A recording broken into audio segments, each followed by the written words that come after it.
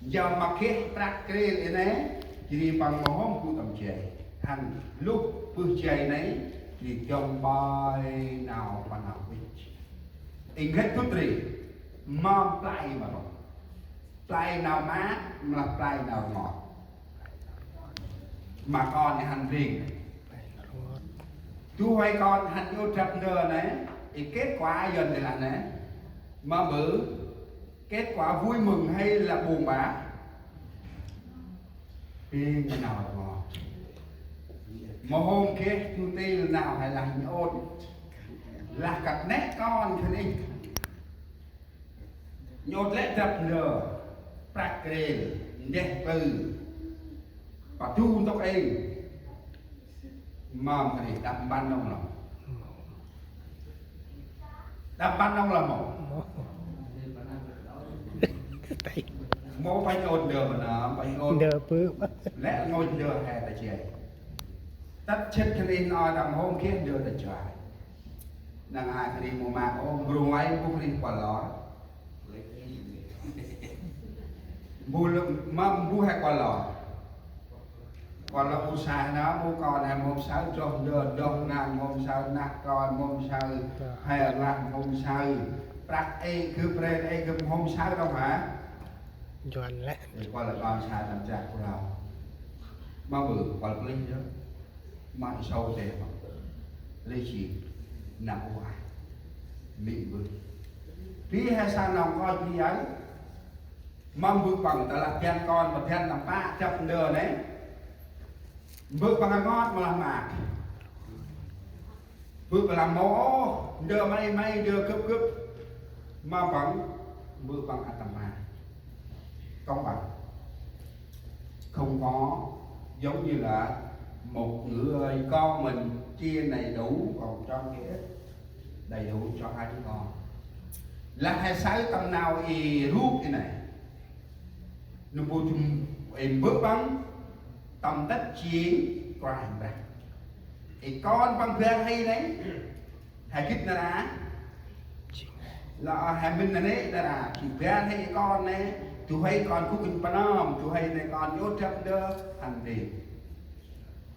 lại con cũng kinh panom này chỉ mong bự ta là ba chấp đơ này chỉ ta là xếp đi ởไปhành lên này thì nâu bằng cái khu tay choai này quýt lâm đâu ở đây hay sao nó gọi gì mát mà ngọt nó là ngọt cực cú tay lạc can còn mẹ ốc tiền tắt chết bằng in đi đi nên hành pan là nâng lên thì mang bự mình quýt rô lại phù lại cướp thì lạc can là cũng chia lên mày mô các kinh tàu ăn cực lợn bè em cha mà mình chèn cũng là game đấy thế sao nào đây này ông nào này mô chiên hay sao là một quanh này đấy một sao nào hay tầm rồi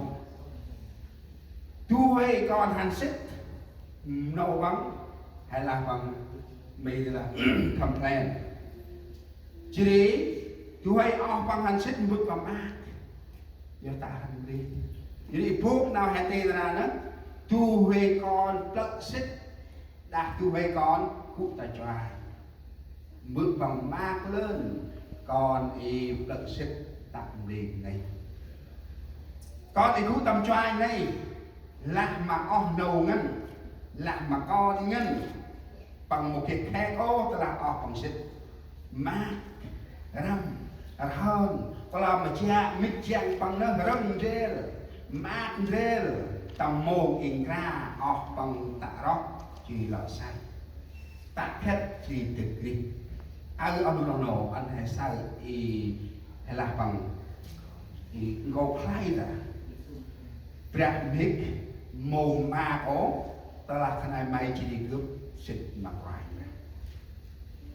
nâu bằng ướt mà hay sai Iruta Brahmin. Một đứa anh không phải là con, đó là ví dụ. Khi mà chúng ta trở về với Chúa và thờ phượng Chúa, ma quỷ không bao giờ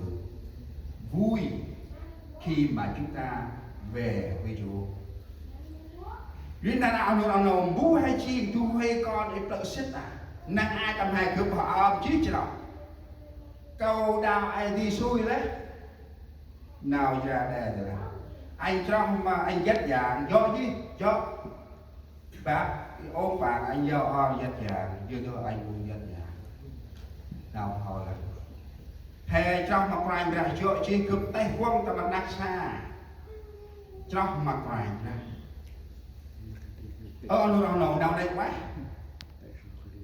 là tầm nào đi xin hay ôi măng nếp sống chúng ta mỗi ngày trước mặt Chúa giống như một đứa con ban đàn. Chúng ta ở trong gia đình nhưng mà đời sống chúng ta không có Chúa. Vì sao hôm nay chúng ta muốn nhắc điều đó để làm sao tôi là ai trong gia đình của Cha trên trời. Mua cực chuyên ta mặt nặng xa khoai ra thật là trọng. Thì lẽ hai chị tu huyền cùng con rít chết ép mà bắn mà là hai con hành đi. Hai hành đi tầm đầu mình hai hành đi cả. Cứ bao ai luôn bắt cho mấy hành rồi bình bằng cài mà hơi thì bao ai chỉ hót bằng cài nè thì tôi luôn bắt bằng mà rồi thì bao ai cứ họ ăn hơn một tầm bạc tầm in tầm long thì bạc nghi quân bằng cài là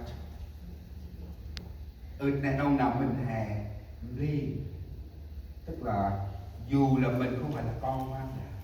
nhưng mà đời sống thuộc linh chúng ta mỗi ngày trước mặt Chúa nào cho hay ta đã quay ra là hay kết mắt ta nghĩ ra là nuôi nông hay một cái quay ra này chỉ tu hay còn hành gì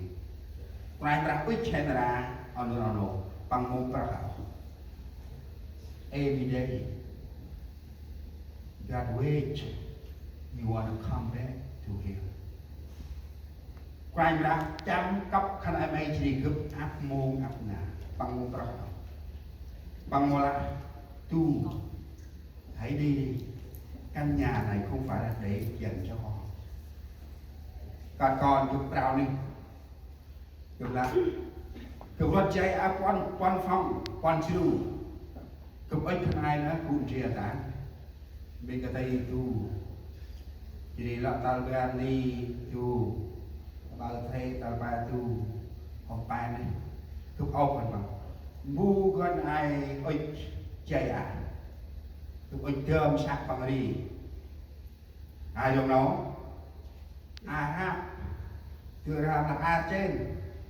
I don't want to stay with you. I find other house. I want to buy a new house. Your house is no good. I want a new place new for me. If you want this house, I want to add your name with it. I'm tired. I'm old now. Maybe I don't know what's going on tomorrow. Thì cầm lạc mà bằng cầm một vết lạc cầm lạc một cái anh tách ra họ lo tách ra ta cũng chơi chơi chi chưa mà là tôi chưa được thì cầm lạc cái này anything what you want to sell okay cầm màu mình ok cầm mình là ai chỉ chơi là this is your house anytime you come back you can stay here. I'm never saying get out here. This is your house. Mong mừng bây giờ là cực trình bước chỉ hẹn trình mịn bước thằng lạc xa cực một thì lạc rất on tu